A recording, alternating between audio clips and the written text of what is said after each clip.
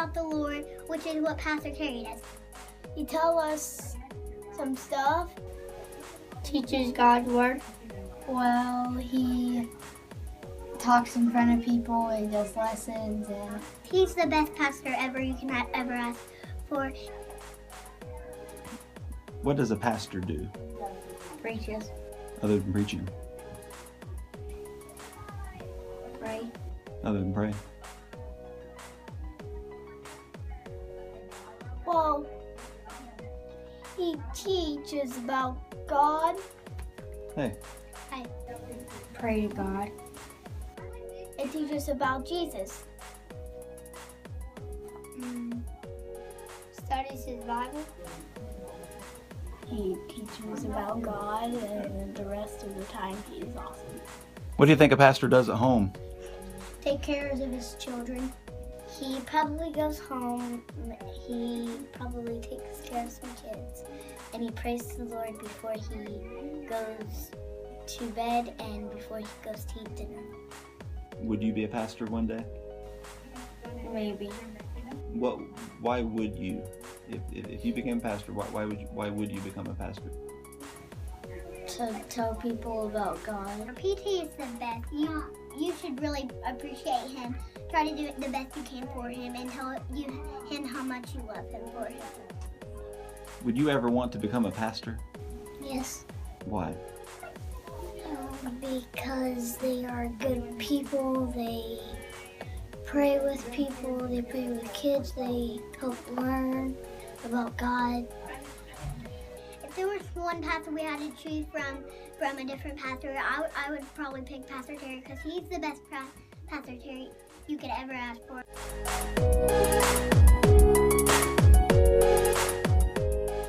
Hey, good morning. I'm Sandy, and we are so glad you're here. It is one of these amazing days that we get to do about once a year, and we're going to honor Terry and Vicki. Let's give them a hand. If you're a guest with us, God bless you. We're happy that you're here, and we want you to stay with us and eat. We've got all kinds of food. It's cooked up, and we're just going to enjoy. We're going to enjoy some afternoon time. Now tonight we're not going to have church. We are going to take a little break and just everybody enjoy the time with your family. But we want everybody to stay for dinner. I promise you, I got enough stuff in there in that kitchen that we can feed you. Okay? We can feed you. Probably send you a to-go tray home too. Okay? All right. This morning we are honoring Terry and Vicki. In your bulletin, there are some cards that says pastor or hello or something. If you would like to say something nice or bad about them or to them, you're welcome to fill these cards out. We have a basket up here in the front. If you have brought a card with you for them, you can put that basket or the card in the basket. Or if you want to fill out one of these cards, while the service is going on or after the service, you're welcome to bring it back up here and put it in this basket as well. So those are in everybody's bulletin, and we would like for you to participate in that if you could. We've just got the regular services this week, so just make for certain that you listen to your one call now. We're not going to have a bunch of announcements because we want to get into what God has in store for us today, right? We're all excited. So if Terry and Vicki, where's Terry? Where's he at? Oh, over there. Come up here. We want everybody to know who you are. Come up here, Vicki. We want everybody to know who you are. If you don't know, just stand right there. It's a good place for you. If you don't know, this is Vicki and Terry. Let's give them a hand.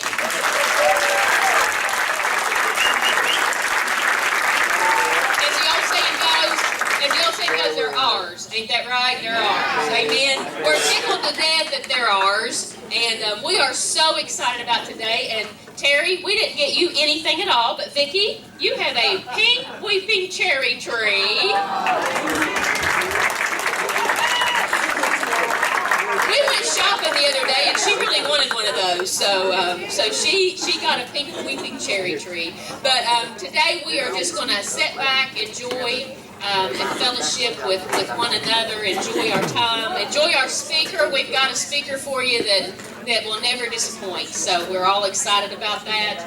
And whether or not you know it, we are going to have our dinner out in the new building.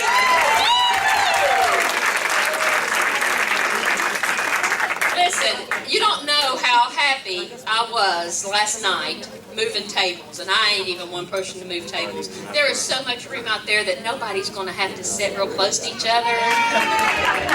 You can walk on both sides of the table. But anyway, there is a partition out there, okay, that is going to be as you walk out to your left. It is like a big black, not a thread, but a big black caution tape light. Please do not go past that. Our contractors will have a heart attack, and we don't need that, okay? So keep your children out of that area over there, please, and let's just kind of fellowship in the place. You'll see how it's roped off.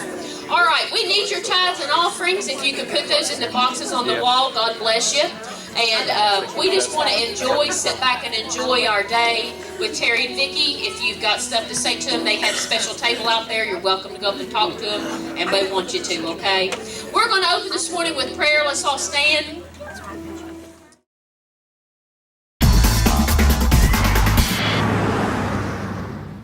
Pastor Wagner, Reggie Rogers with Preaching Today magazine. We'd like to ask you a few questions so some of the people can get familiar with you. Jonathan Steele, Pastor's Digest. I see here you're a big basketball fan, as am I. I'm curious, a lot of people have been saying that this year's Warriors team could beat the '96 Bulls. Do you agree with that? And how do you think Steph Curry would match up against Michael? Arise, go over this Jordan. So you think the Warriors would win then? Do you care to elaborate? Take my word for it. Okay, fair enough. Next question. Pastor, what are some of the things you like to do in your spare time? Fighting snakes, killing lizards. I see. So I take it that you're not a big fan of reptiles. One could have snuck in and it would have been okay. What about people who have those types of animals for pets? What do you think about them? Nasty people. That seems a bit harsh, don't you think, Pastor? Evil, wicked people. Come on, they can't be that bad just because they have snakes as pets? Mean, wicked group of people. So now they're mean just because they like snakes and lizards. Look right here. Look at me. I'm looking at you. Ugly people. Okay, I think we're done with this questioning. Jonathan Steele again. Some of our sources claim that you were once involved with a street race against former NASCAR great Rusty Wallace. I'm curious, what kind of car did you drive? 2-cylinder, 20 horsepower Volkswagen Beetle engine. That's an interesting choice of vehicle. How did you fare in the race? I got the car and the money. I have a hard time believing that. Have you kept in contact with Rusty over the years? He's in jail or dead. Okay, that's actually not accurate at all. He's very much alive and well, but thanks. Here's a fun question for you. Why did the chicken cross the road? It was going to the other side. That's a great idea. I love fun questions. Okay, finish this song lyric from Diamond Rio. You gotta love a little stronger and... You got to dig a little deeper. Very good. Not enough Diamond Rio fans in the world, I'll tell you that. I say Jiminy, you say... Crickets. It's actually just one cricket, but that's fine. Duh. I'm sensing a little bit of hostility between you two. Am I correct in my observation? I can whoop this guy. That's surprising coming from a pastor of a church. Now he's showing me his muscle. Yes, that's very impressive. Oh, Are there any questions you would like to ask us? it's not how it works. Yeah, but I thought it would just be a nice change of pace. You're not listening. I actually have one more question. Shut up, Jonathan. Okay, fair enough.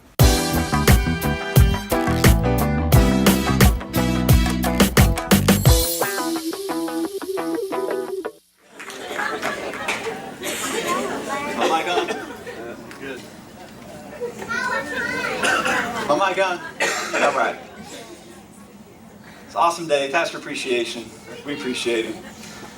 Thank you, Leslie, Leah, Joe, for coming to visit. Two people that I work for at school, so you guys can feel sorry for them that they have to put up with me all the time. Yeah.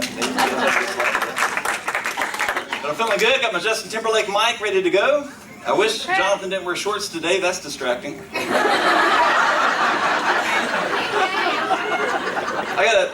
So I'm at an airport. I'm in New York. I don't know if I'm at JFK or LaGuardia, but I'm in New York City at an airport. I'm getting ready to fly to Tel Aviv, Israel.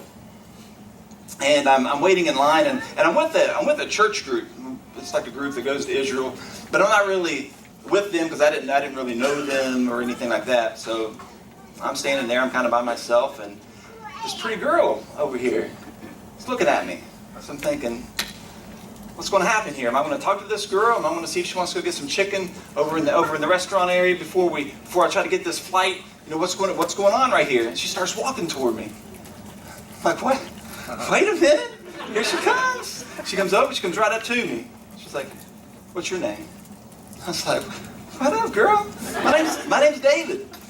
She was like, David, you're flying to Tel Aviv? I'm like, yeah. She's like, you by yourself? I'm like, yeah. And she says, well, what do you do for a living? She starts asking me all these questions. What do I do for a living? What are my career goals? What I would like to do in my spare time?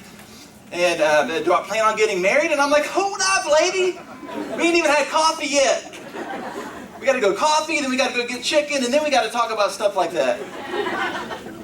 And so finally she pulls out this electronic device. This is the days before tablets, and she's writing stuff down and asking me questions. She goes over to these two guys in suits.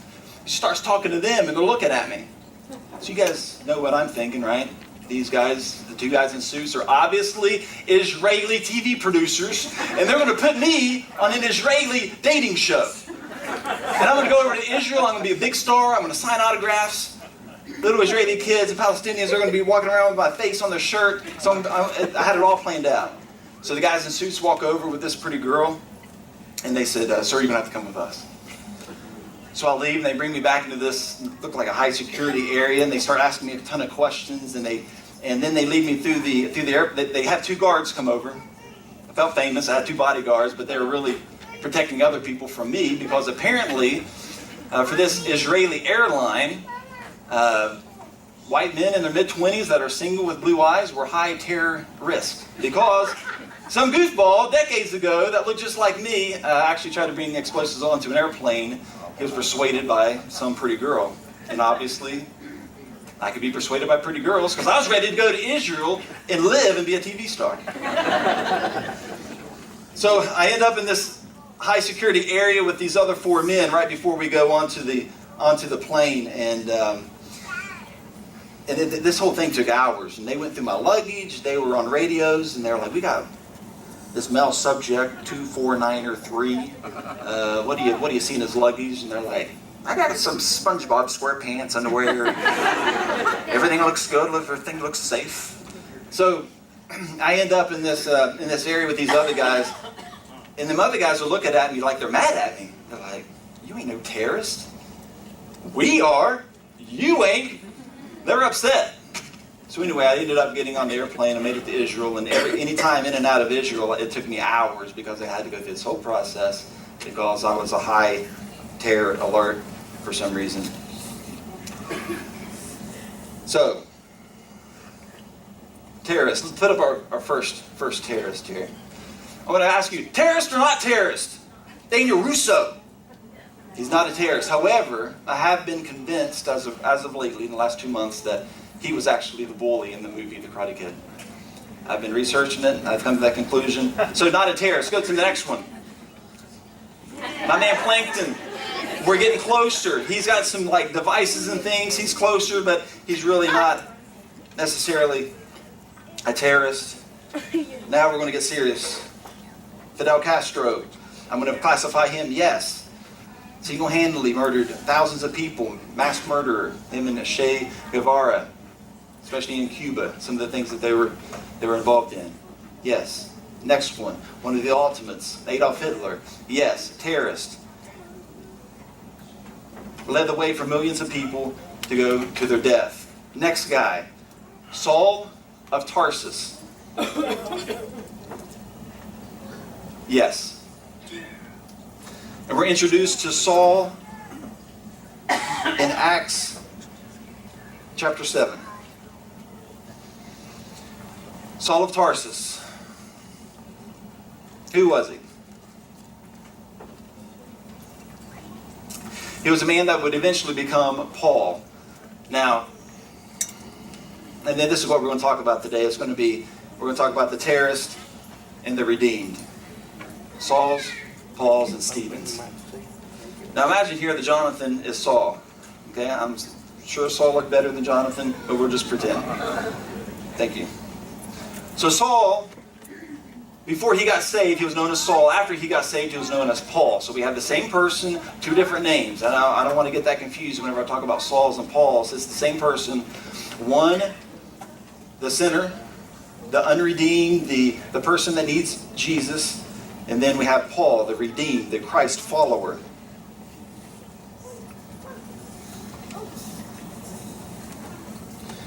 Going through to Saul of Tarsus here. I'm going to tell you about Saul. Tarsus was a city that I would describe kind of like a San Francisco of the day back in the Roman Empire. They're sophisticated. If you can imagine, they're like hipsters walking around with the so cool glasses and the really, really tight jeans. And they thought they were all sophisticated. Historians will say it actually rivaled Athens in its sophistication. Had the universities, and everybody thought they were smart and cool, and they drank cool coffee. And Tarsus is in the current day country of Turkey. Saul, growing up there, he was a Jew by race, but he was a Roman citizen.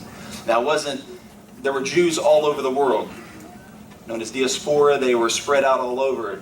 Historians will say that every major city in the Roman Empire had a small number of, at least a small number of Jews living in it. They were all over the place. So we had Jews living in Tarsus, the city in current-day Turkey. And he was a Roman citizen. Of 80 million people in the Roman Empire, only about 6 million were actually Roman citizens. So Saul's growing up, a well-respected family. He's a smart guy. He's getting the good education. He has the cool shoes and the cool cell phone, and all the kids at school like Saul. By the time he's 10 or so, he ends up in Jerusalem, and he's going to study under Gamaliel. Gamaliel was known all over the Roman Empire. Remember, there's Jews all over the Roman Empire, and all the Jews all over the Roman Empire knew about Gamaliel. He was the number one rabbi of the day. And here you have Saul literally studying at the feet of Gamaliel. The rabbis in those days would sit in an elevated seat, and then the pupils would sit literally at their feet. And historians also think that Saul might have been the number one pupil, that he was getting ready to take over for Gamaliel as this number one rabbi, this studier of Jewish law. So just as Gamaliel was famous, Saul was also becoming famous. We see Gamaliel in Acts chapter 5 during a trial. Who's on trial? The disciples. What are they charged with?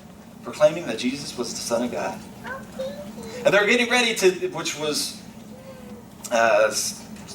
you could be sentenced to death by saying that under the category of blasphemy.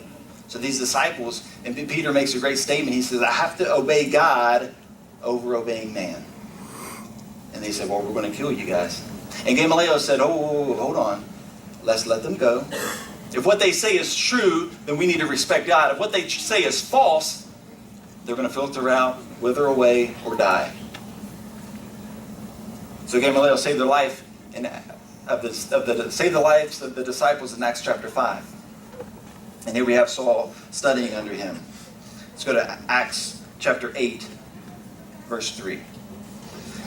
Now that wasn't good enough for Saul just studying Jewish law. He was going into full-blown terrorist mode. It says that Saul began to destroy the church, going from house to house. He dragged off both men and women and put them in prison. Terrorist actions. He was a man, he would later describe himself as the sinners of all sinners. And in this house today, there are people who think that they are so deep in sin. So my question is, who are the Sauls? Who are the Sauls in this house, and who are the Sauls around you? Because all that a Saul is just a sinner that needs redeemed. And this idea of redemption comes in place because everybody around us belongs to Jesus. Now, I had a really cool hat when I was a senior in high school. Now, some of you know, I sat the bench a lot in baseball and basketball and every other sport. So during the baseball game, I had a little utility knife, and I took my hat and I cut it had like a mesh inside the hat, kind of gave the hat structure. And we had a fitted navy hat. So I took it and I cut all that out so it would be kind of, floppy. Then I'd take it and I'd take the bill of it and I'd roll it up this way.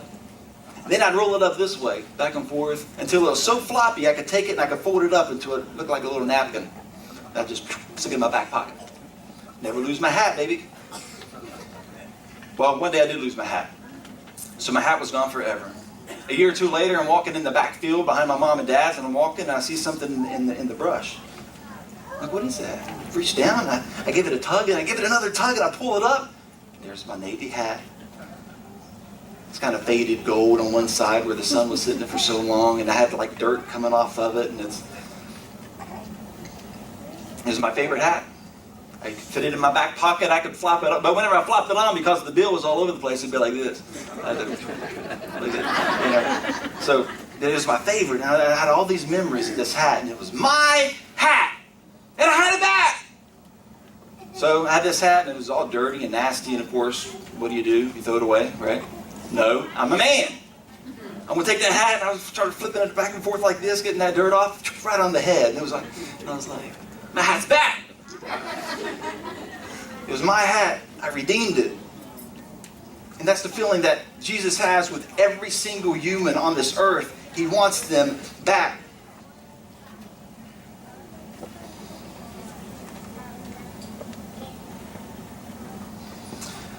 I like to go to Lowe's on holidays. And the reason for this, on holidays they have paint, and you can get rebates. Some of you guys ever buy paint? You know what I'm talking about. Like Memorial Day coming up, they're going to have a paint sale. So I walk in there like I'm a WWF champ. I'm like this. I feel like I got the boots on and the tights and the face paint. I'm like, ah! Fireworks going off. Why? Because I'm about to get my rebate. I'm like, what up, Lowe's? I'm going to be in there buying paint, and I'm about to get a rebate back. I'm going to redeem my money back. Walk in there like a champ. Like, what? Your $40 gallon paint, you ain't going to make $30 profit today. You're only going to make $20. Because I'm going to get 10, I'll put it back in my pocket because it's my money. I'm going to redeem it. I mean, I feel so good when I buy paint on those days. I'm redeeming my money because it's mine and I want it back.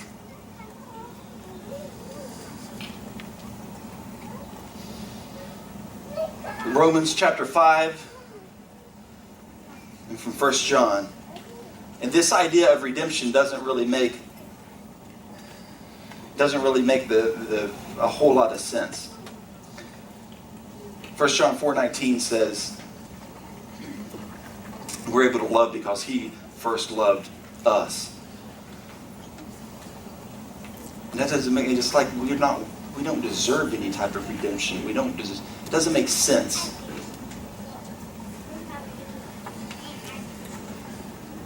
Romans chapter 5, verse 6.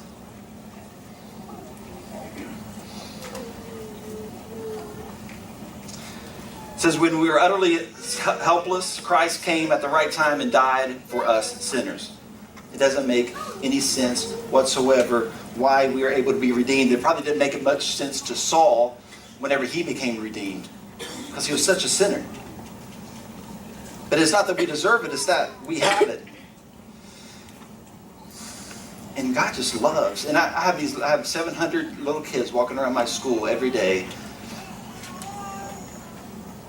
And it's so easy for me to sit back and I actually probably have said this before in my office, sit back and be like, I don't know if there's help for a couple of these kids. Sometimes I sit back and be like, what they need is a butt whooping. We were planting a tree out there in the front of the school the other day. They're planting a tree, and I'm like, oh, there's a tree. But my mom would be like, that's a switch manufacturer. That's a switch factory. That's the one time she used the word fetch. She would go fetch me a switch. But I sit back, and then God speaks, and he says, I love them. Do you? And he has such this desire for redemption of everyone. Whenever I was a little kid, say I was 5, 6, 7 years old, my dad had this little market. It's called Grandview Market. It was the weirdest place on earth. Walk in there, and there'd be like some old dude smoking, and you get a Pepsi, and you can buy an old pair of shoes, or you could rent a video. It was just a weird place. And then that was my dad's market. My dad owned the market. So I would go there on Sunday mornings. We'd walk in there, and I'd be able to get a piece of candy. Maybe a few pieces of candy if it was small, like bubble gum. So I'd go in there and I'd grab my bubble gum, and I was pumped up. That was old school. Whenever kids, you give them a piece of candy like once a week, and they thought it was the best ever. Like, candy! They just talk about it all day. I got a piece of bubble gum. But I loved it. So we do that every week, every Sunday morning on the way to church. It was so cool. And one day I'm sitting in my dad's truck. And my dad's work truck, it was an old flatbed truck. You'd always have during the day, it'd have some guys in it, and they would go and they would build these little outbuildings, where they would deliver the outbuildings that they were making. And this truck, it's like a 1970 truck, and this is back in like 1985. I'm riding in the truck with Dad, and the truck smelled like sweaty feet, smoke, and Pepsi.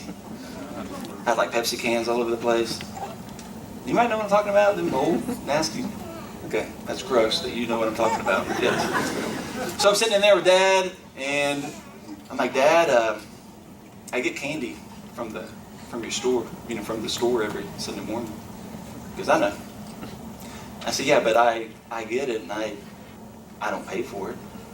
He goes, oh, I know, that's fine. And I go, no.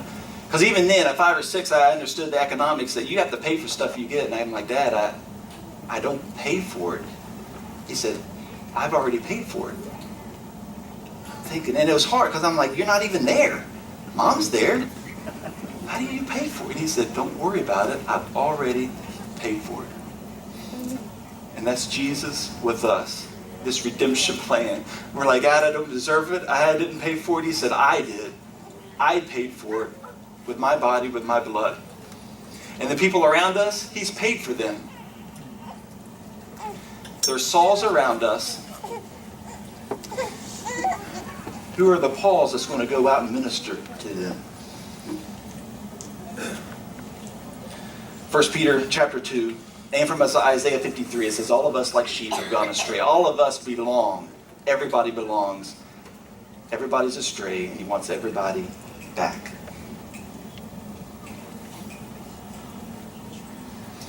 Let's go to Acts chapter 9.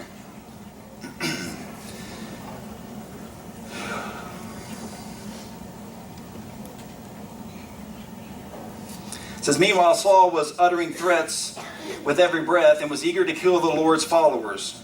So he went to the high priest requesting letters addressed to the synagogues in Damascus. He wanted to bring them, both men and women, back to Jerusalem in chains. So here's what Saul does. Remember, he's not Paul yet.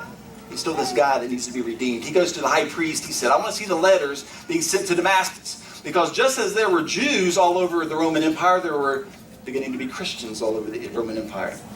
And Paul's number one goal was to wipe them off the face of the earth. He says, I want to see the letters. He went CIA mode. He starts looking at the letters and looking at names because he's going to go to Damascus. He's going to find them. He's going to imprison them for the purpose of killing them. Sound like concentration camps and Adolf Hitler type stuff here? That's what Saul was doing. So he gets the names. Again, CIA mode.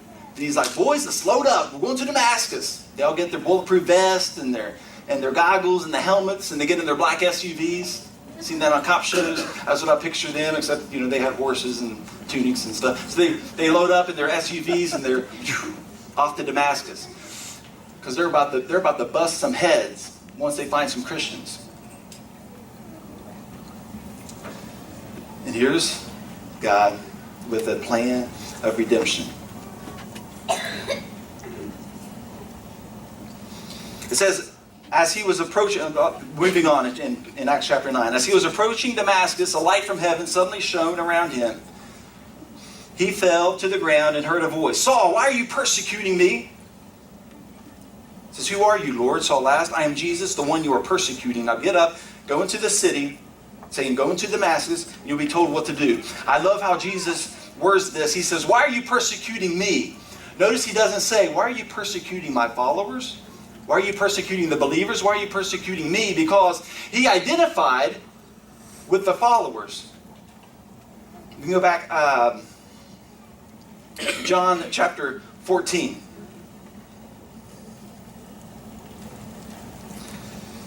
John chapter 14, if you remember, Jesus was telling his followers, he says, I am in you. Remember, he's just not with us, he's in us. And he says, and you are in me. So when things happen to you, Jesus identifies with that. He says, that's happening to me. And he puts us right there at that level. Love the way he words that. So Saul was blinded. Saul goes into Damascus. And Judas and Ananias, there were some people, believers in Damascus that God had already began to prepare. And God was saying, Saul's coming, minister to him. And they already knew about Saul, because remember, he's famous. They're like, Saul? The guy that's probably coming to imprison us, you want us to minister to him? He says, yes, it's part of my plan of redemption for Saul. I love him and I want him back. If I had some friends over at my house and we saw a dog running around that's lost, we probably wouldn't think a whole lot of it. If we see a dog running around that's lost and it's got a tag, all of a sudden I wouldn't be surprised if someone said, whoa, whoa, whoa, whoa, look at this dog. It belongs to somebody. He has a home. We need to try to get him back. Reminds me, I got to look at people not as just lost, but people who are lost that have a tag that says Jesus. They belong somewhere. They belong to him. And that's how these followers had to view Saul.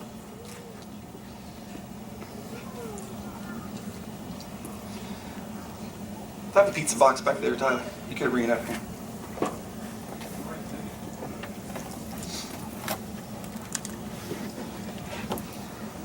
Pizza here, pepperoni.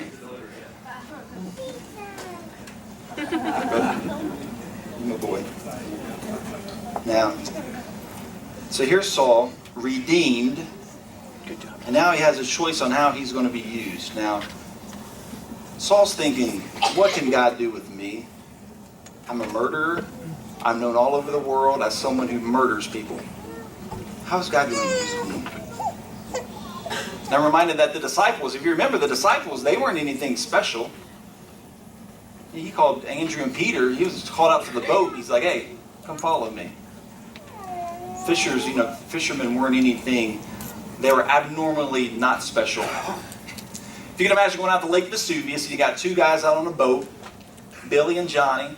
It's like Billy's like smoking a cigarette. He's like, Johnny, I think I got something here. They're like, that ain't nothing. That's a boot, boy. That ain't no fish. And then Jesus coming up and like, hey, you two guys, Johnny, Billy, come follow me. And Jesus taking their tools, their talents, who they are, where they are, and using them to change the world. That's who the disciples were. And here's Saul, and Jesus saying, come on, I'm going to take you, murder, terrorist. I'm going to use you. I'm reminded of Mary. She comes in. What she has? She has some bottle of perfume. Something that was her tools. That was something she probably used in some crazy, messed up, prostitution type scenarios. She said, this is what I have, and this is what I give to you, Jesus. Make what I have work. Jensen Franklin used this, and I loved it. This is a pizza box. Now, pizza box doesn't really have any value. They're just something you throw away, which I got this out of the trash, so, it's not really worth anything. No one, when they order pizza, says, I'd like a pizza and a box, please.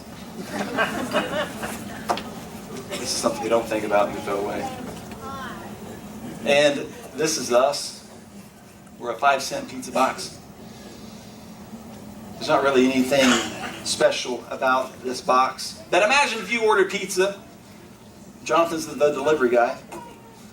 So you know it's not going to be good pizza right off the right when you see him. So he comes walking up and he's like, "I got the pizza, the pepperoni." And he's like oozing down and he's dragging it on the ground, the cheese, and it's all dirty. And he's like, "Hey, I got the pizza. Where's my tip?" And he's got the, that'd be horrible. Then the pizza has to be in the 5-cent box. And all of a sudden, this box becomes so valuable, not because it's a 5-cent box, because it's only a 5-cent box. It becomes valuable because of what's inside, what it holds. There's nothing special about Saul. He was a pizza box. What was so special is that he was a redeemed man that took the Word of God into all the world. And now he becomes probably one of the most prominent Christian believers that's ever lived. Just regular people. Actually, I describe the disciples as bar people. If you can imagine someone like, watch the show Cheers, like Norm, and who's the other guy? Cliff, yeah, Norm and Cliff. That's disciple type material for Jesus. Just regular people. Now we're going to go to Acts chapter 7. So I've asked who the Sauls were in here that are just sinners that need Jesus. I'm asking who the Pauls are.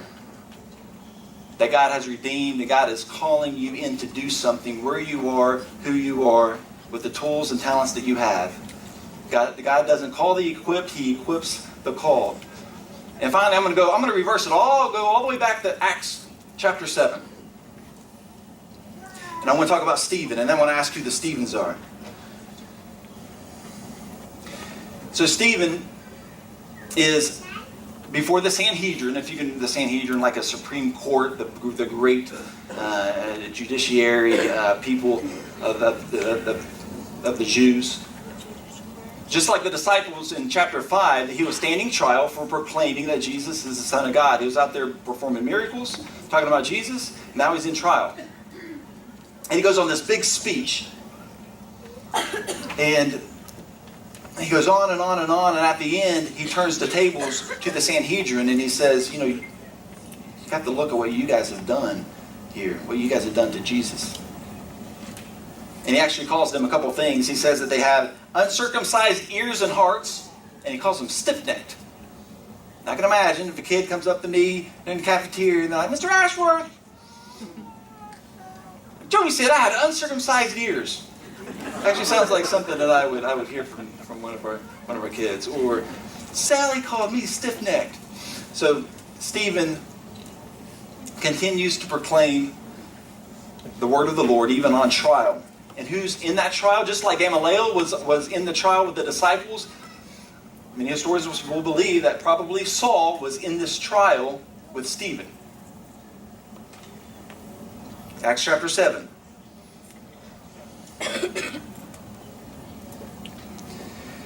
Then they put their hands over their ears and began shouting, talking about the Sanhedrin and the accusers in the courtroom.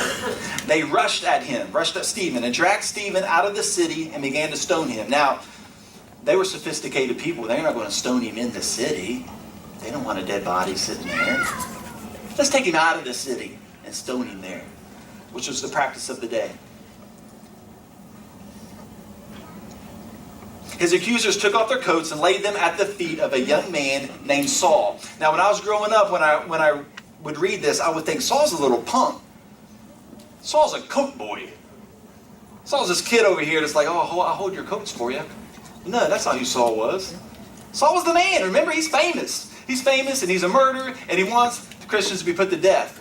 And he wanted Stephen to be put to death. And it said that his accusers, and according to the rules of the courts, the accusers were the first to throw the first stones. So the accusers took off their coats, which is customary during a stoning too, because it was hot, sweaty work. They took the coats off, they laid them at the feet of Saul. And I liken this, if you guys have ever seen a president get on an airplane, and there's guys outside the airplane standing at salute. The president comes up and he salutes them, and This is how I liken this, is these accusers coming up to Saul, resting their feet at their coats at his feet, waiting for Saul to give the approval. And Saul says, and they stoned him to death. And Saul standing there, witnessing this, Stephen continues to feed in to Saul's life. It says, as they stoned him, Stephen prayed, Lord Jesus, receive my spirit. He fell to his knees, shouting, Lord, don't charge them with this sin. And with that, he died. Going to chapter 8, verse 1, and it says, and Saul approved. Even in his last breath, he's showing forgiveness to Saul. And I know that in chapter 9, Saul had this experience with God. He was blinded. But I think it really started back whenever he kept hearing Stephen and hearing that word of the Lord. If everyone will stand.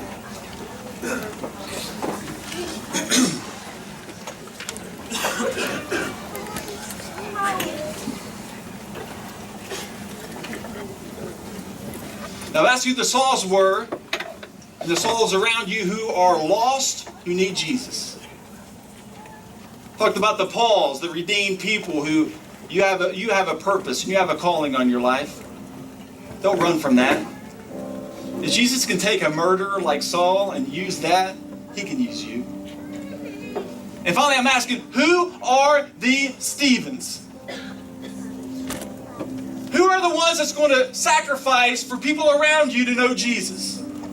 None of you guys are getting stoned to death, but you're in situations where you can stand up for God so someone around you can hear that word.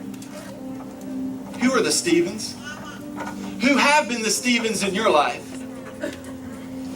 I can name so many. I can name my pastor growing up, my youth pastor, my mom, the praise team, or the KO, or Harold, the guys who feed into me.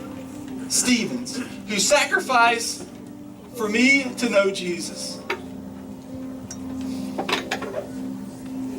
Our pastor, our Stephen, and his family, they choose us all the time over ball games, over activities, over comfort, because they care about us. And they sacrifice for us. And he has set an example for you to be a Stephen. There's someone who needs your strength, who needs that word of the Lord, and you're there to give it to them. Who are the Stephens? Everybody would bow your heads. At this time, anybody who's a Saul, you could pray up here wherever you are. But I'd love to pray with you. If you're a Saul and you're a sinner and you need Jesus, you want to be redeemed because he wants you. This is what the message is for. He wants you back. You're welcome to come if you'd like. For the Pauls, you've been redeemed. You are saved. You are a follower. You just need that courage to know that God's going to use you for who you are. You feel like you're a pizza box. But you have so much value because of what is inside of you. You're welcome to come. And finally, my Stephens, anybody who says, I want to sacrifice more of who I am to follow Jesus because people around me need to hear that word. They need to be ministered to. There are Sauls and Pauls around me that need my boldness and my courage. You're welcome to come. Pastor, if you'll come up too. I don't want you to just stand there. Okay, you can just... Anybody else? This time I want you guys anybody who would, come and join us. We're going to pray for Pastor. We're going to pray for Eddie Stevens up here. And Pastor, he has to get tired. He has to get weary. There's a whole lot of stuff that he does. Man, what a job to be a pastor of a people like us. Our Stephen. We're going to pray for him. We're going to pray for restoration of his soul, for rest. We're going to pray for strength for him and his family and all that they do. We're going to honor God by honoring Him and praying for Him. Anybody who will come.